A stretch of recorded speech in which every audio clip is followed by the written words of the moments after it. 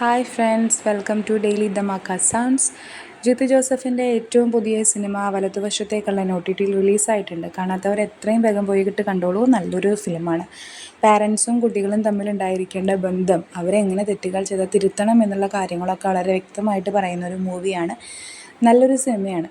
പക്ഷേ ഈ സിനിമയ്ക്ക് വലതുവശത്തെ കള്ളൻ എന്ന് പറയുന്ന ഒരു ടൈറ്റിൽ എന്തുകൊണ്ട് വന്നു എന്നുള്ളത് എനിക്കിപ്പോഴും മനസ്സിലായിട്ടില്ല.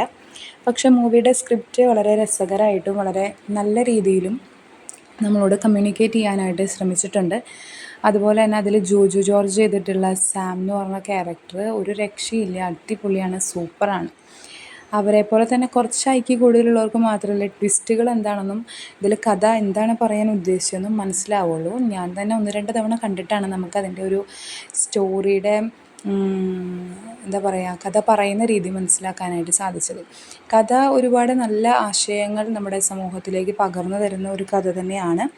എന്നിരുന്നാൽ തന്നെയും ജിത്തു സാറിൻ്റെ മുൻപത്തെ മൂവീസായിട്ടുള്ള കൂമൻ, അതുപോലെ തന്നെ ദൃശ്യം, അത്ര തന്നെ അതുപോലെയുള്ള മൂവീസിലുള്ള ട്വിസ്റ്റുകളൊന്നും എനിക്ക് ഈ മൂവിയിൽ അത്ര അങ്ങോട്ട് വർക്കായില്ല. കഥ സൂപ്പറാണെങ്കിൽ തന്നെ ട്വിസ്റ്റുകൾ അത്ര വർക്കായില്ല.